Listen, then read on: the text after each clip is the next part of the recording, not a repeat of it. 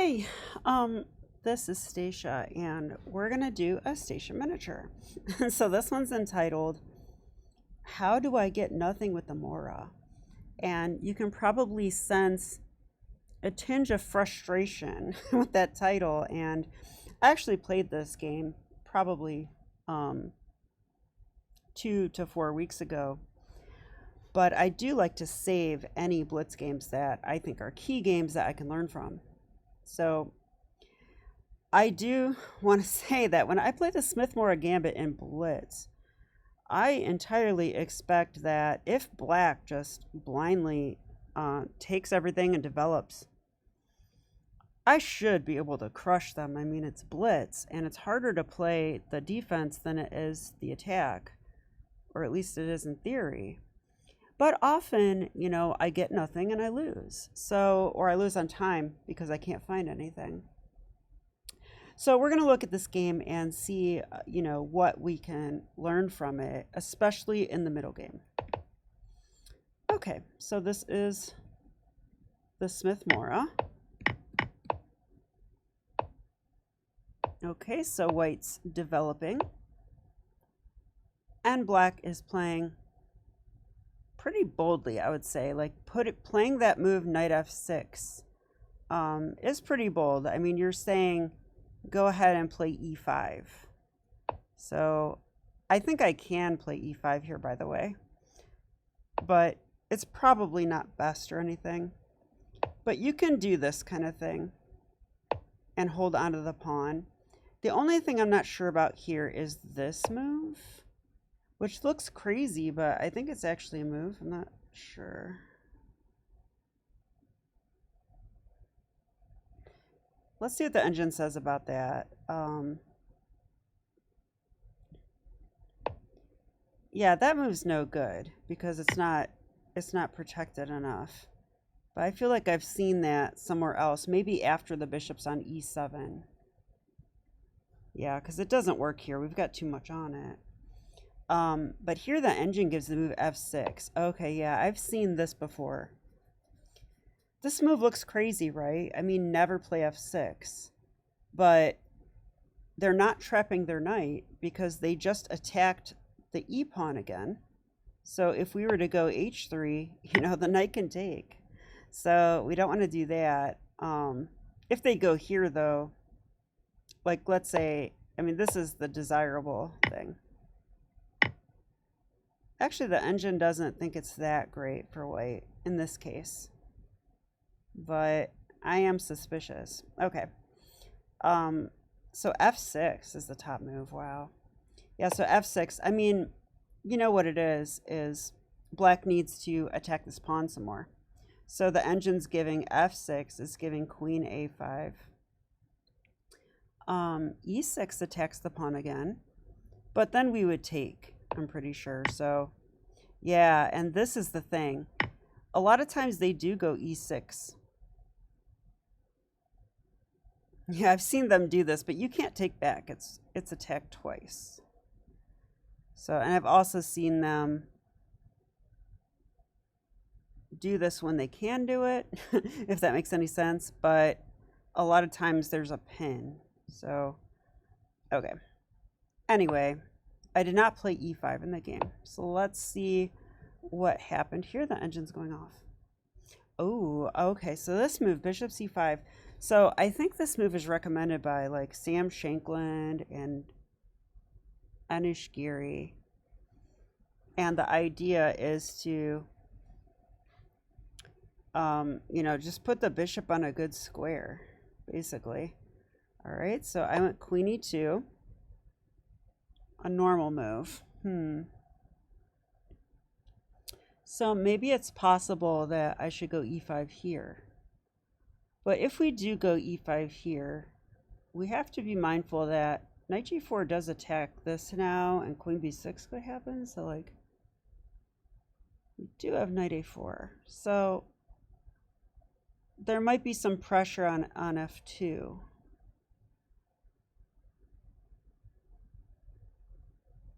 So I am wondering about that. So, like, let's say I go e5 and they go here.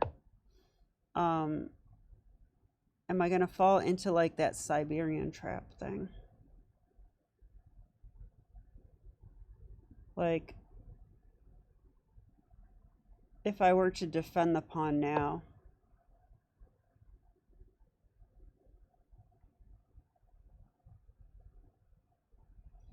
No, there's no Siberian trap because that's when the queen's on c7 and they're threatening mate on h2. So that's definitely not the case here. So maybe this way of playing is okay. What do we think about this? I mean, there might be those same two moves might be possible. So I'll see what the engine says.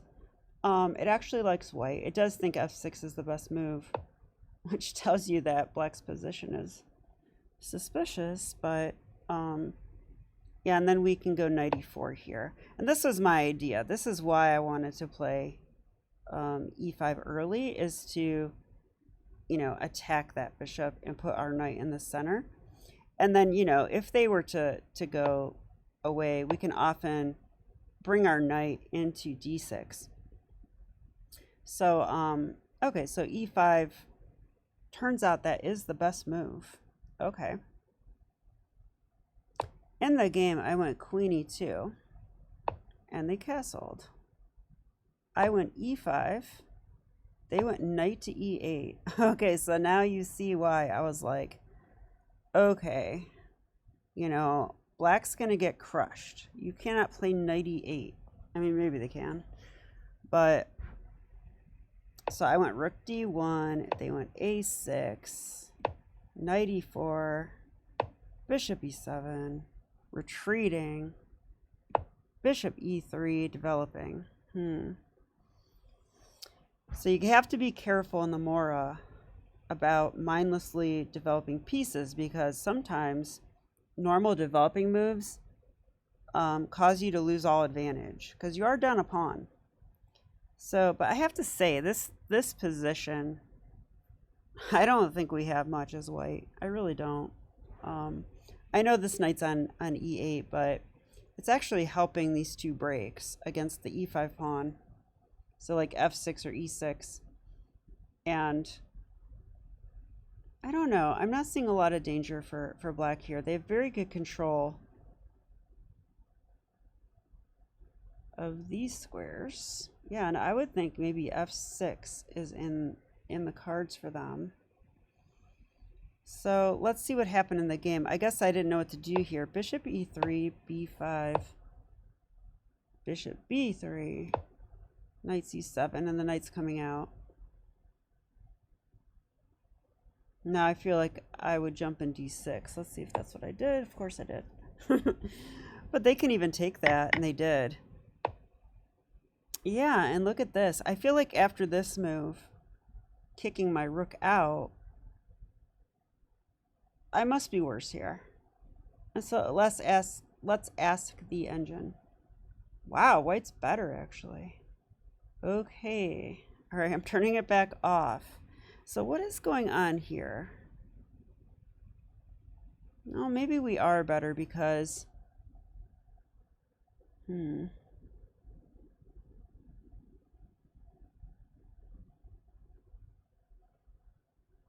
actually, I don't know.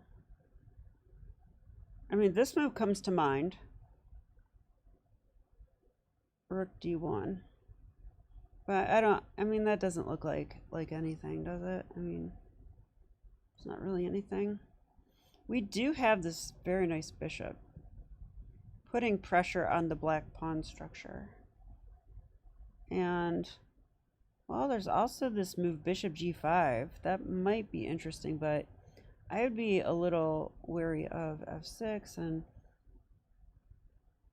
then what? Our bishop's attacked, our rook's attacked. So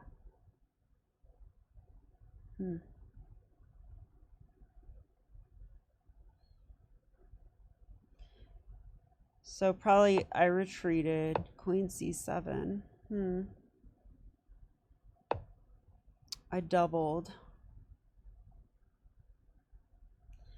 Yeah, and that move I do like, because now, you know, if they try to develop their bishop normally, we will take that. So, and a lot of times those are the kind of moves you want to make. You want to see, what is black trying to do? Like, are they trying to bring their knight into play? Are they trying to do a pawn break? Are they trying to get their bishop in? Or are they trying to castle? And whatever it is that they want to do, try to make moves that stop that plan. So I do like this move, and we'll check with the engine. Wow, stronger moves, actually. Wow, you guys, I know nothing about chess. This is a huge mistake, apparently. Oh, it's because of knight takes c5, though. I just didn't defend the pawn. It's really that simple. Otherwise, that move would be good. But we shouldn't blunder a pawn. So, oh, wow. This idea came up in a different game as well. I mean, wow, after this move, it's white to move and win. I mean, it's kind of like a tactic, sort of. So if you want to pause your video, go ahead and do so now. Yeah, it's the move bishop c5. I mean, this move looks awkward as ever. The bishop's undefended, but it's doing something, right? It's attacking the rook. The rook cannot move. And if they go e6, I think, we can just take that now, because that's a tempo on the queen. And notice that we do have that protected sufficiently. So they're going to have to move their queen now. I mean, they should probably stay in front, because otherwise, I mean, if they go like here, I do that. I could do this. That seems winning, right? And so they have to stay in front of it. And then how should we proceed from here? This is what I want to learn. I definitely like this pawn. And it's definitely defended sufficiently. So I think because of that, the engine gives the move a4. So we're more active. We want to open the position while this knight is still awkward on e8. And this bishop is still terrible on c8. And the queen is just simply blockading a pawn. Yeah, it's time to break open the position. So a4, pawn break. And, they probably shouldn't take that. Because if they do, it allows a pin. That can't be good. And, because remember, yeah, I don't even know what they should do here. If they just go knight f6, for example, now that this is pinned, we actually have knight e5. So that should win. I don't see what they should do. So a4 is nice, and they can't really take it. So the computer's giving bishop b7. And then, yeah, let's open it up, right? Let's open it up. Grab a pawn. Why not? But again, it's kind of a pin. This time, though, I'm not so sure about the pin, because, like, if we go knight e5, they take our knight, and then sadly, well, this knight's guarding too. But yeah, that's not good. Black's winning. So I gotta be careful. I call that a boomerang tactic. But despite the boomerang tactic, which would be this, I mindlessly was trying to make a move for black, and I protected the queen. Oops. Okay. So I guess, I guess the answer is, if I feel like I didn't get anything with the Morra, it's not actually true. What's true is that I didn't see what I'm getting with the Morra. So it's my own fault. So let's go back.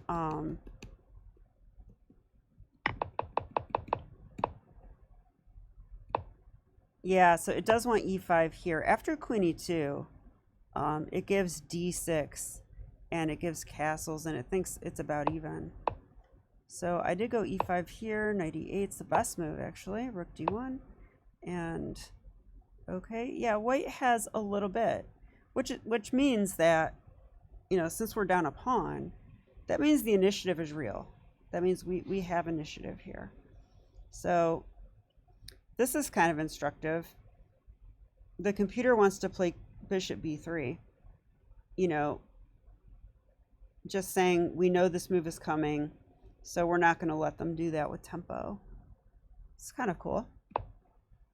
But I went here, also good. Bishop b7. Yeah, and this move is what I was talking about, mindless development. So instead, the engine's giving 3 other moves that might be better.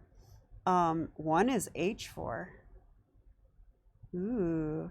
Now this idea I've seen in one of my tournament games. I wonder if it's the same type of idea, because that does not look sufficiently defended, right? So one of them is h4. One is bishop to f4, protect the e pawn. And one is bishop b3, prophylaxis. But you know, this move does more than just that. It's more than that. It also clears the e file. I mean, even the queen's more open. Oops. So yeah, so I should maybe think of that move more often. And this is why I like analyzing with the engine sometimes. It gives you some new ideas. If you're looking for new ideas, it will give you new ideas. Okay, so this one, it looks really interesting to me though, because I mean they could take here, right? And after takes, what is the deal here? Oh my gosh, it might be bishop g5 actually. I thought the idea, like sometimes you sack the h pawn so that you can go g3, king g2, rook h1, and, you know, get a big attack. But that is not the case here.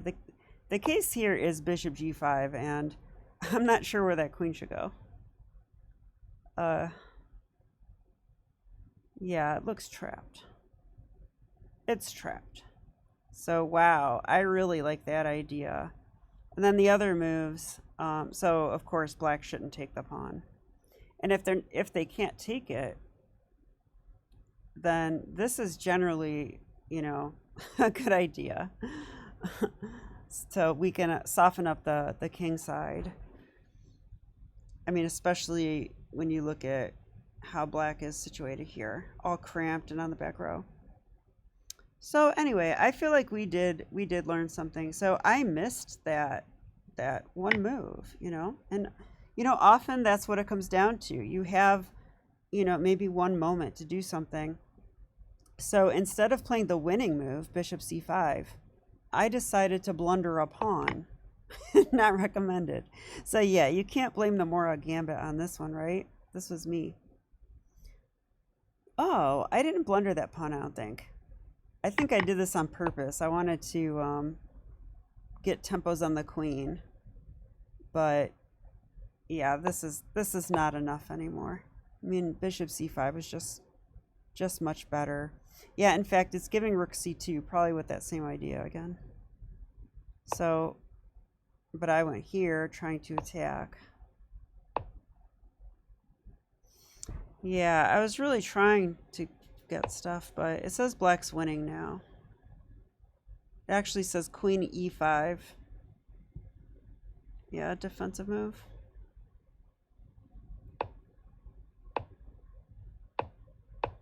Yeah, black's totally winning now.